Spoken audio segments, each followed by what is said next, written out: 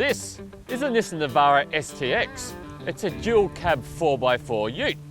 We already know that it can do this, and this, and even this. No, not that, it can't do that. What I want to know though, is that can it do this? My family, that's right. We already know that it's a good work truck, a good play truck, but does it make a decent family car? Well, my family and I have lived with it for the past week. We've got some things to share with you, things we've learnt. So what we're going to do here is we're going to break it down into sections, starting with, what does it look like? What's the tech like? How easy it is to use every day? How spacious it is? How does it drive? How safe is it? And how much does it cost to own? At the end of this video, I'm going to give it a family score. Now, those are the time codes right there. You can skip to whatever you want, go through it. Everyone's got things to do. If you're watching on YouTube, down there are the chapter markers. Again, rifle through it, find what you want, pretend it's a sock drawer, won't be offended. Probably would be. Now, if you want to read the full review, go to carsguide.com.au and give us a like and subscribe. Everybody is. Yes, utes are basically buckets with wheels, but it still has to look good, doesn't it? And there are some very good looking parts to the Navara ST-X, like those stunning ice cube style LED headlights flanking the tough grille and its shiny fangs and skid plate. I like the lettering across the front and the tailgate, and then there's the profile which looks right, unlike the awkward side view of some dual cabs. And then there's the polished stainless steel sports bar and side steps. And then there are those wheels, but you could always change them if you're not a fan. The ST-X sits right up high in the Navara range, and it has all the trimmings. The Navara ST-X dual cab is bigger than most SUVs, at 5.1 metres long, 1.9 metres wide with those mirrors, and 1.8 metres tall. It's a premium looking beast, until you step inside. This is a dual cab, meaning there's a decent sized second row and 5 seats all up, but it's nowhere near as well appointed and comfy as the cabin of an SUV such as a Nissan Pathfinder. Yep, utes can look a bit flash on the outside, but inside things can be a bit simple. You know, I have never got into a dual cab ute, looked around and thought to myself, geez, this is a good looking place. And that goes for the Navara, it goes for the Ford Ranger, it goes for the Toyota HiLux, the Mitsubishi Triton, they're all the same. I mean, this is an almost $60,000 car, and you've got hard plastics, you've got a really basic looking dash design, you've got really simple dials and switches. But it does feel really hard wearing, and it's easy to clean as well. And those are good family points. Yep, it's not pretty to look at, but it's pretty family proof. Coming standard is an 8-inch screen with sat-nav. There's also Apple CarPlay and Android Auto. There's a 6-speaker stereo, 2 digital radio, a 7-inch instrument cluster, and a digital speedo. You are getting the same level of tech as you would say in a Ford Ranger XLT or a Hilux SR5. Look, the screen layout is a little bit dated, but it does score good family points for the sat-nav and for the Apple CarPlay and Android Auto. Now this is where any off-road dual cab ute tends to fall down when it comes to being an ideal family car, and that's the ride height. It's how far you are off the ground. Now, even though there's a side step there, which is good for adults, for my 6-year-old son, who's pretty tall for a 6-year-old, he still has trouble trying to get in and out without falling out. This handle up here is good for adults, but for him, he can't reach that, so he's holding on to whatever he can get hold of to get in. It's still a bit precarious. The other issue that you've got with a dual cab ute is, where do you put your shopping? Are you really going to put your eggs and bottles and, you know, your groceries, your apples and your oranges in the tray in their bags? Instead, what you've got to try and do is get them into the second row, and you've got to shove them between people's legs or put them on the seats. It's not really doable, practical, or safe, really. But that said, this tray is excellent for stinky stuff you wouldn't put in a, or wouldn't want to put in the boot or in the back of an SUV. Stuff like cow poo and stuff and petrol in it, like whippersnippers. An issue though is security and also keeping it safe from the weather. So you'd need to get a tonneau cover for this, just to stop people from nicking your stuff or things getting wet. So the Navara is nowhere near as easy to use as an SUV. And yes, there is that tub which is perfect for dirty, smelly, big things, but the load height is up to here. And if something rolls all the way forward, it's like reaching into a black hole to retrieve whatever it is. But saying that, there's proximity unlocking, USB ports up front and in the back, directional air vents here, tinted windows in the rear side windows. They're all must-haves for a good family car.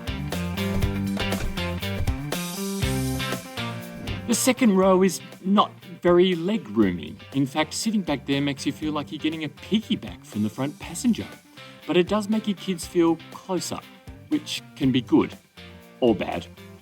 There's 2 cup holders here, a storage thing there, and decent sized door pockets there. These flip-up seats are a clever idea, but again, for a family car, you're not going to be using them much. Now the cockpit is pretty spacious. There's big wide seats that are comfortable for even me without feeling too squashy. But one area that the Navara ST-X does seem to drop the ball in, and that is cabin storage. A good family car needs good cabin storage. For example, you get into the car, where are you going to put your phone? There's no room for it there. There's no little shelves or trays or anything like that, so you end up putting it in the cup holder along with everything else. Now, the center console storage bin, it's tiny. It's probably the smallest center console storage bin I've seen in my life. In fact, it's probably the only place to put your phone. All right, let's go for a drive. Now, under the bonnet is a 2.3 litre turbo diesel 4-cylinder engine. And let me just, before I get into grunt and torque and that type of stuff, let's talk about the steering, because when you're on the highway, the steering's quite light. But when you're in a situation like this and you're trying to do a 15-point turn, steering actually is a little bit heavy. Not too heavy. I've driven cars which you feel like you've been to the gym after you finish driving them, but not really this. It is on the heavier side. It's a lot heavier than, say, a Nissan Pathfinder SUV or Patrol or Land Cruiser or Kluger or something like that. But anyway, we're out of it now. But that was the first thing which came to mind about its everyday usability when it came to driving. So yes, as I was saying, 2.3 litre turbo diesel 4-cylinder engine. It is, for a diesel, really quite smooth. It's quite loud on the outside. The cabin is pretty darn well insulated actually, but it's a smooth diesel. It doesn't chug along too loudly. The transmission, a 7-speed auto, is also really, really good. It's really smooth as well. Now, as for the grunt, it's a diesel, so there's plenty of low down torque, and that's really good for towing. Okay, when it comes to visibility, look, you're a giant in the traffic. You're looking out over the traffic in front of you. Visibility out these windows is pretty good. I'm doing a park now, and I'm actually looking behind me even though I've got a reversing camera. I've owned about 3 utes in my life, and they've all had dents in their tailgates, and that is because they didn't have cameras, and that is because it's pretty easy to get the judgment wrong in terms of how far your tailgate is away from poles and other cars and that type of thing, and trees. But you've got a good camera here. The picture isn't fantastic, but it does have like a top-down view, which makes it really easy to see exactly how far you are away from something. And you've also got those parking sensors too, which are good. Rear parking sensors only. It doesn't come with front parking sensors, which is a bit annoying. Now, what is the ride like? How comfortable is it around town? Look, on the streets that I live on, I don't live on the streets, I've got a home, but the streets around my house are pretty ordinary. So over these streets like these here, the ride is pretty firm. It's an off-road ute with a ladder frame chassis, which makes it formidable, you know, in tough terrain, but also a little bit firm on the road. Now, it's not as firm and uncomfortable as, say, the HiLux SR5. That's super firm. Too firm, I think. But it's not as cushiony comfortable as, say, a Ford Ranger XLT. It's somewhere in between. It's firm, but comfortable. Yeah. Now, you can get the ST-X in two-wheel drive only, or you can get this one, four-wheel drive, and you've got a switch down here which switches between two-wheel drive, 4 high. There's also a low gear as well. And look, if you are an adventuring family, you do go camping, you like heading to the rough stuff, look, four-wheel drive is pretty essential, and this is a good one. Most of the time though, I've left it in two-wheel drive. Most of the time, all the time I've left it in two-wheel drive. There's no point using extra fuel if you don't need four-wheel drive. Now, talking of fuel, Nissan says that after a combination of open and urban roads, the ST-X four-wheel drive should be using 7.9 litres per 100 of diesel. And we tested it, and the figures you can see on your screen now are what we got. Now, keeping in mind we've done no off-roading, we've driven it mainly in the city, doing family stuff, supermarket shops, that type of thing, and a bit of highway stuff as well. Now, from a safety perspective, the Navara ST-X Dual-Cab is pretty darn good actually. It's got AEB, it's got lane keeping assistance, it's got blind spot warning, it's got rear cross traffic alert. Great advanced safety tech. It's also got curtain airbags which come all the way down here to protect your kids' heads. But there is one point which I always struggle to get my head around. This is with all utes, but the Navara especially has got a tricky one here. It does have ISOFIX points for child seats, but if you're like me and you've got a top tether chair like this one here with the hook on there, I'll show you what you've got to do. It's actually really difficult to do, and fortunately you probably only have to do it once, but even once it's in, I still don't feel like it's completely secure. Like, I'm sure it is, but it just doesn't feel it. So let me show you what you've got to do.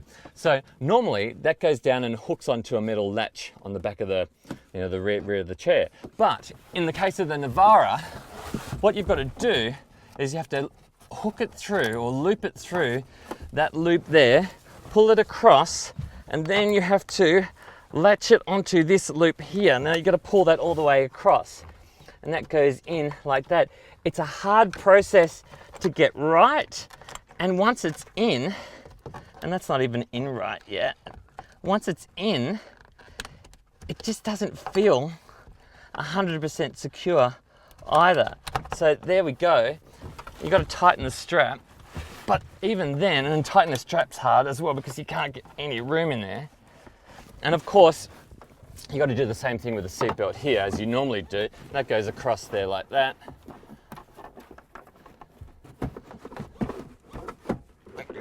There we go. Make sure that's in properly there. Goes under.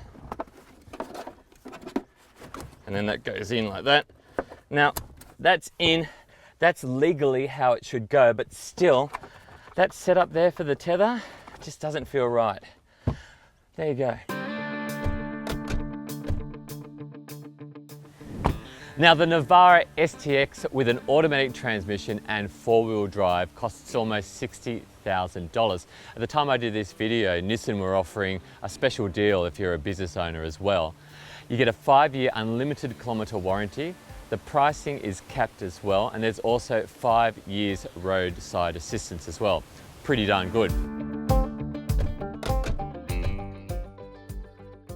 All right, the Nissan Navara ST-X Dual-Cab 4x4 Ute. It is a very decent family car. It's just not an ideal family car in the way that an SUV is. And that's because it's a little bit too high for little kids to get in and out. The second row is cramped and there's really not good storage space. Plus, there's no boot for things like your shopping. But if you're an adventure family, or mum or dad is a tradie, this can do it all. It can do work stuff and family stuff absolutely fine. So, overall though, I'm going to give it a family score of 7.5 out of 10. My son Ed is going to give it a 9 out of 10. Of course he is, it looks like a Tonka truck. Now, if you want to read the full review, go to carsguide.com.au and give us a like and subscribe.